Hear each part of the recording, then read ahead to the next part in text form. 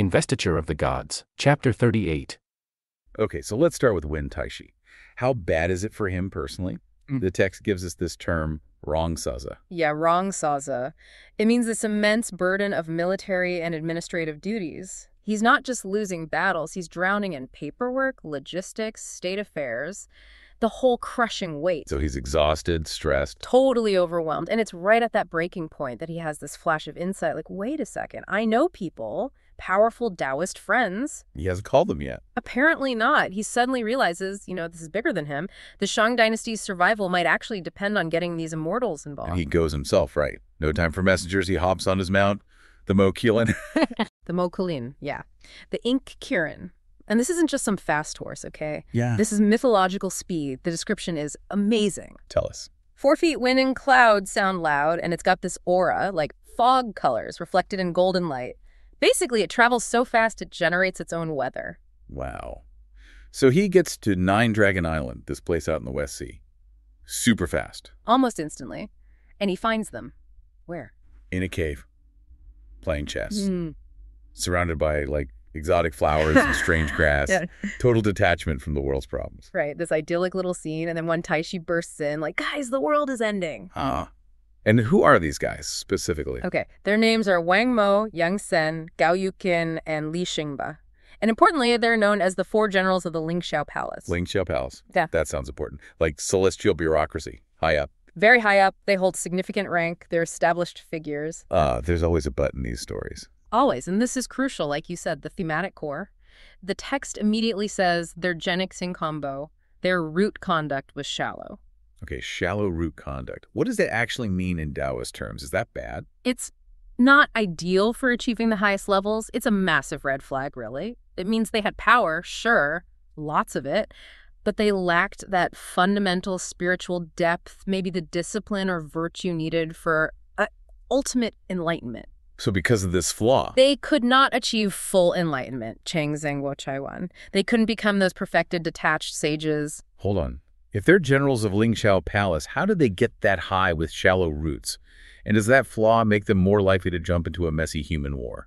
That seems to be exactly the implication. They sort of plateaued, they became Shen Dao gods, yes, but the kind who manage things, command armies, hold posts, not the fully realized transcendent kind. So Wen Taishi isn't asking for serene sages. He needs muscle. Muscle that's maybe less worried about cosmic rules. Precisely.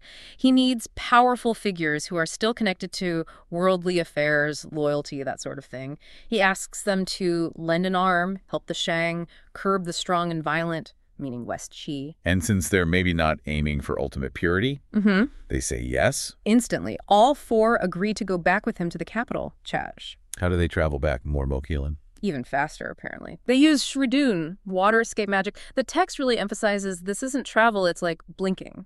They cross the whole country instantly. Okay, so they just appear. Yeah. In Chaj, what's the public reaction? Abject terror. Seriously.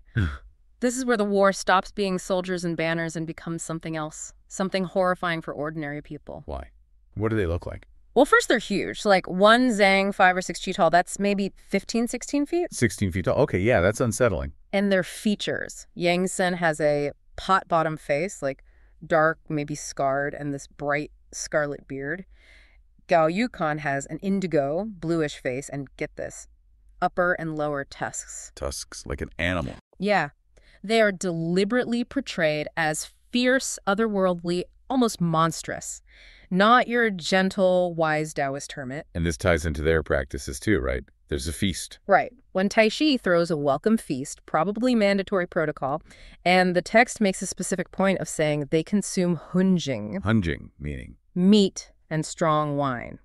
Which, for high-level Taoists aiming for purity and enlightenment, that's usually a big no-no. Strict vegetarians often avoiding alcohol entirely. So drinking wine and eating meat, it signals they're on a different path. Maybe less disciplined. Exactly. It reinforces that shallow root conduct idea. Maybe they're on the left path, as some might call it.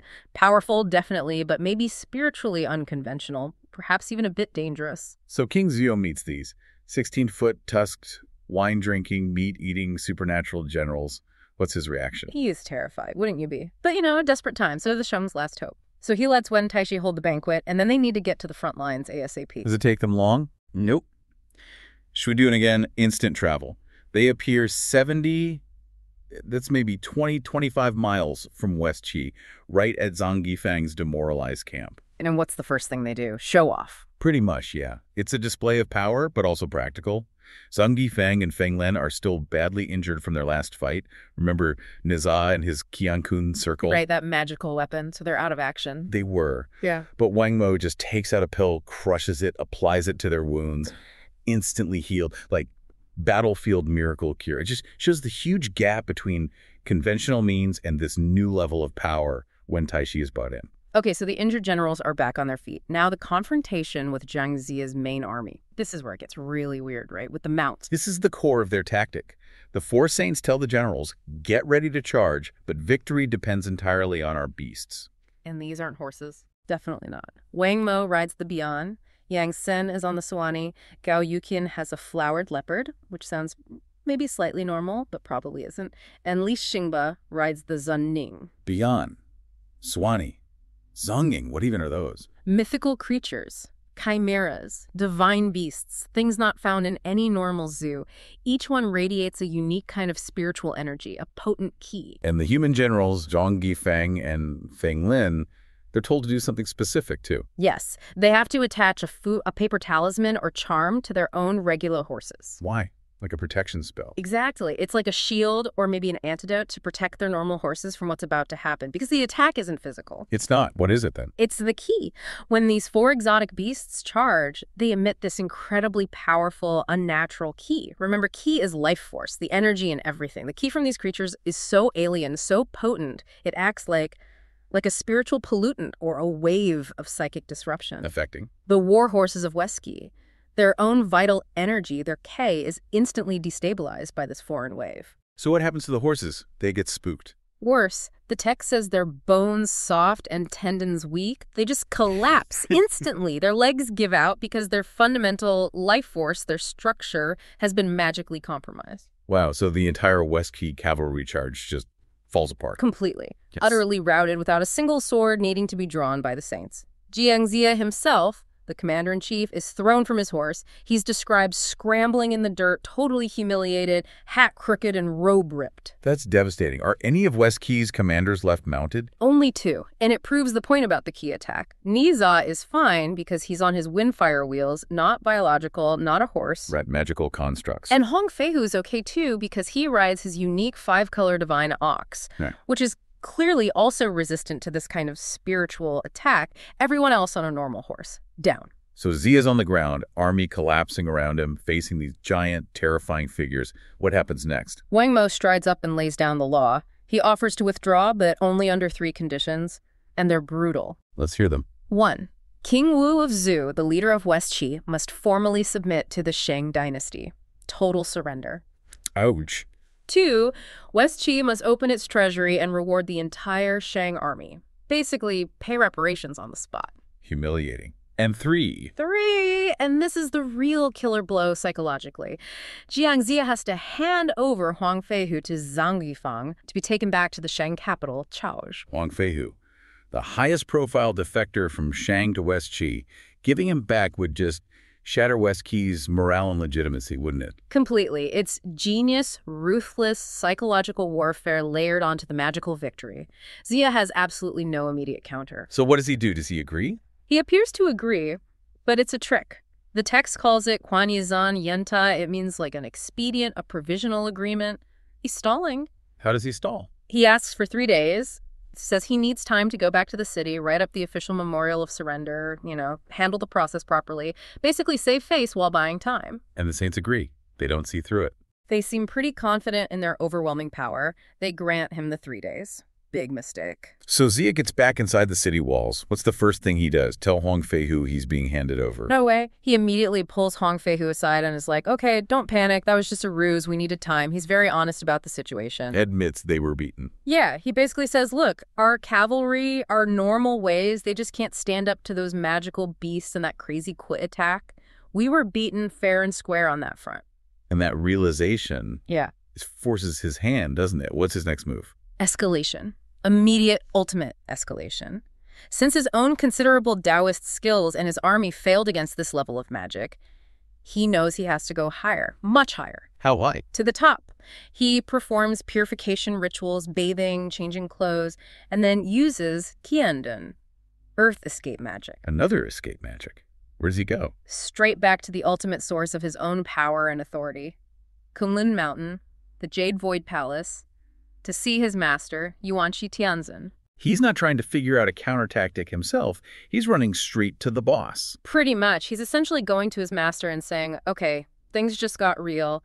Your side is about to lose this whole mandate of heaven thing unless you bring out something even stronger than those four saints. Wow. So the arrival of the four saints just instantly forces the conflict onto the highest possible supernatural plane. Absolutely. It lays bare that pattern in the investiture. Conventional war fails, so they bring in Taoist magic. That magic is countered or beaten, so they bring in stronger, maybe weirder magic, which then forces the other side to appeal to the ultimate divine powers. The four saints just forced Kunlun's hand. And things are urgent. If he doesn't get a serious, gear upgrade, the whole Fengshen mission just grinds to a halt right there. Absolutely, the pressure's on. And Yuanshi Tianzin, well, he delivers. He basically hands Xia the ultimate cosmically approved toolkit. So we need to unpack these three main gifts he gets. Not just what they are, but, why they're so crucial for his whole destiny thing. Right. And what's important first is that his master actually diagnoses the problem. Yuanshi Tianzin points out the enemy sages. They're riding these really unique mounts, creatures born way back during this event called the Myriad Beasts worshipping the Azure. So Xia needs something on that level, or, better. Which leads straight into gift number 1, the mount, the Sibuxiang.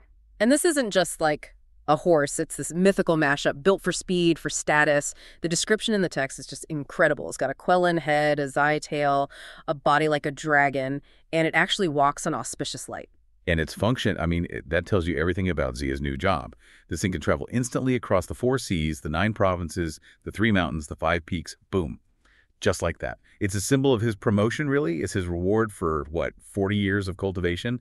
And it officially makes him the point man, the proxy for the whole investiture process. Okay, so, amazing mount, check. Next, the weapon, the god-beating whip, the Dashen Bian. I love the detail here, the specifics. It feels less like just a weapon and more like, a piece of cosmic paperwork you can hit people with. Exactly. It's 3 feet, 6.5 inches long. And that number, it directly links to the number of days in the year. So its power is tied right under the cycle of time itself. It's basically cosmic law made solid. Wow. And it gets even more specific, right? It has 21 sections. And each one has 4 talismans inside, making 84 total. Why drill down on those numbers so much? Well, that kind of mathematical precision, it just shows you how absolute Xia's authority is supposed to be. This whip isn't for just anyone. It's specifically designed to strike the gods who are destined for that Fengshen list. The numbers are they confirm he's not fighting his own fight. He's basically an auditor for the universe. A cosmic auditor with a whip. Got it. Okay, and the last piece. The artifact that gives him this really crucial and, frankly, terrifying knowledge. This central Wuji banner. He kneels down, asks for protection, but instead, Yuanshi gives him this banner. And inside it, there's a scroll. Right. The banner holds this special scroll, a Jian. Mm-hmm. And the instruction is super specific. Xia is only supposed to read it when he's in, immediate, inescapable danger. It's basically the ultimate spoiler alert for his own life. And it kind of ensures he can't duck out of certain fated events, including the bad stuff meant to, test him. Okay, so he's geared up. He's got his Quellan dragon thing, his cosmic law whip, and this banner holding, future spoilers about his own suffering. He pats the Sibuxiang's horn, whoosh! Off he goes in a streak of red light. Lands almost immediately, though. The place is beautiful. The text says, 1,000 peaks arrayed like halberds. Very dramatic. But the danger, instant. Yeah, there's 0 downtime, no training montage, nothing. The second he lands near the North Sea, this weird swirling cloud pops up and outsteps the long Zuhu, the dragon-beard tiger. Okay, this thing. The description is just wild. It sounds like, 5 different animals got glued together and then somehow learned to talk. It's got a camel's head, a goose's neck, shrimp whiskers, and human-like hands but with steel hooks on them. Seriously. It's a biological mess. Yeah. And its motive is just primal and terrifying. It flat out tells Xia, your flesh is the ultimate meal. Claims eating him will extend its life by 1,000, maybe 10,000 years. Xia is literally, according to fate, supposed to be gourmet food for this monster. If the scroll in that Wuji banner tells him he's owed as food to this thing, why doesn't he just give up? Why the stalling tactic? If he knows it's fate, why bother fighting? See, that's the really interesting twist here. The scroll, that ultimate knowledge, tells him he has to fulfill this karmic debt, right? He owes the creature. But Xia seems to realize, okay, he can't change what the debt must be paid, but maybe he can change the how. He doesn't have to just lie down and get eaten. He has to engage with the creature, settle the score somehow. Huh. That's clever. So fate isn't like a locked room. It's more like a set of rules he can work within. So he plants his other banner, the smaller apricot yellow banner, the Xinghuang Qi, and challenges the monster. Go on, try and pull it out, knowing full well it can't. Exactly. And the monster, totally blinded by this idea of getting thousands of extra years, just falls for it hook, line, and sinker. When the Longzhuhu can't budge the flag, Xia hits him with the Five Thunder Righteous Spell. Big clap of thunder and zap. The monster's hands are stuck fast to the banner. Okay, so trapped. And then it spills the beans, right? Confesses this whole thing was a setup by Xia's rival, Shen Gongbao. Right. The creature, totally panicking now, explains its backstory and how Shen Gongbao tricked it into thinking this Xia feast was on the menu. But here's where Xia's thinking really shines, I think. Instead of just, finishing the monster off. He immediately sees its potential. Yeah. Yeah. Xia recognizes its unique skill. This thing can throw huge stones, like millstone size, super fast. The text says, like, flying locusts, sudden rain. And Xia instantly thinks, this guy could be useful for raiding enemy camps, could win battles. So a creature literally sent to eat him becomes tactical asset number 1. He turns a fated death sentence into a stone-throwing disciple. Okay, so that whole detour took 8 days. He gets the best divine gear, recruits this bizarre monster ally. But when he gets back to Jiki, the big question is, was any of that enough for the actual war? And the answer comes like, bam, immediately. Xia being gone for 8 days, it made the enemy sages suspicious. So the 4 of them, Wang Mo, Yang Sen, Gao Yuqin, Li Xingba, they ride up and challenge the city. Xia rides out looking impressive on his new Sabuxiang, brings his team, Neza, Huang Feihu, and the new guy, Longzhuhu. But they're green. Especially together. Yeah, and this is where the enemy artifacts just dominate, right? It shows the limits of Xia's fancy new kit. The tools might be amazing, but if the user isn't ready or the enemy's magic is just too strong... Precisely. Neza, who's usually pretty tough, gets smacked right off his windfire wheels by Yang Sen's Kaichen Zhu. The sky-opening pearl. I mean, that thing sounds like it packs a serious punch. Raw cosmic force. Down goes Neza, then Huang Fei, who tries to help, and boom, he gets hit by another pearl. And the Longzhuhu, the new recruit, tries his stone-throwing thing, but Gao Yuqin hits him in the neck with the Hunyuan Baozu, the primordial treasure pearl. Knocks him silly, basically takes him out of the fight. Yeah, the whole new team is just neutralized instantly. It's brutal. But the killing blow, for Xia anyway, comes from Li Xingba. He hits Xia square in the chest with a Pidi Zhu, the earth-splitting pearl. Another one of these powerful cosmic beads. Xia's wounded badly. He turns tail and tries to flee north on his super-fast mount, this Sabuxiang. Okay, wait, hang on. This Sabuxiang, didn't we just establish it can travel anywhere instantly? 4 seas, 9 provinces, all that. If it's the ultimate getaway vehicle, why doesn't it just, get him away? How does he even get hit again? And that's probably the key takeaway from this whole sequence. The fact that the Sabuxiang can't save him here, that proves his fate, his oncoming calamity. It's just unavoidable. The gifts he got, the whiff, the man. Yeah, they serve the big cosmic plan, the investiture. But they can't shield Xia himself from the suffering he has to go through to finish that plan. The moment destiny says you die now, apparently no amount of divine speed helps. Fate overrides the tech specs. Wow. Okay. That makes the end of this fight even more. Well, fated. So Wang Mo chases the wounded Xia down. Yeah, Xia's struggling, wounded, trying to escape. Wang Mo closes in and hits him again. From behind this time, with that same Kaichen Zhu, the sky-opening pearl. Ouch. Devastating blow. Knocks Xia clean off the Sabuxiang. He tumbles down a hill, and he dies. So the text is very specific. This is the first of his 7 deaths and 3 calamities. All that divine gear, his status, didn't matter. He had to die. Right here, right now. That is, yeah, shocking. He gets the best gear in the cosmos, and minutes later, he's dead on a hillside. So Wang Mo comes down to, take his head as a trophy? But just as he's about to do it, someone else shows up. Singing. Exactly. Perfect timing for divine intervention. Manjusri Guangfa appears.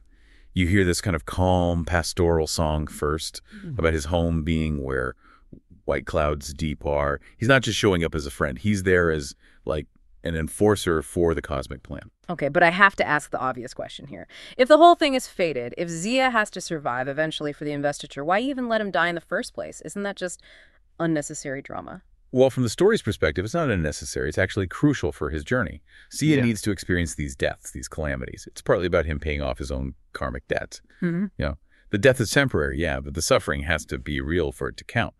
So Manjusri steps in and basically lays out for Wang Mo the 5 big reasons why Zia cannot stay dead. He's essentially saying, buddy, you're trying to veto the universe here. And he lists them, like points connecting Zia staying alive to the Shang dynasty falling, Jiki rising, Zia needing to become prime minister. Right, all that. And crucially, that their own sect, the Chan sect, needs Zia to complete the Fengshen list to clear their collective karma too. It's all tied together. And doesn't Manjusri also throw a warning back at Wang Mo? Something from Wang Mo's own side. He does. He directly quotes the warning that Wang Mo and his buddies apparently received from their own master's place, Baiyu Palace. Something like, keep the cave gate tightly shut. Quietly recite the Huang Ting 3 times. If you venture to the Western land, you'll be famous on the Fengshen platform. Ooh. That's basically saying you were told not to come here. You were told if you did, you'd end up on the very death list Zia is carrying. That's cold. Ice cold. But Wang Mo, he's furious, probably humiliated, definitely not thinking straight. He ignores the warning completely and attacks Manjusri. Big mistake. Which just triggers a swift beatdown, right? Yeah. Manjusri shows off the kind of power Zia's allies have. Oh, yeah. Manjusri uses this incredibly powerful treasure called the Dunlong Zwang, the dragon-binding stake. The text even notes it later becomes important in Buddhism as the 7 treasures golden lotus. So what is it too? He just throws it, and instantly 3 golden rings appear and clamp around Wang Mo, neck, waist, foot, binds him completely to this stake, totally helpless. Then Manjusri's disciple, Jinza, just steps up and, executes Wang Mo. The guy who just killed Zia is himself killed moments later. Justice, swift and divine.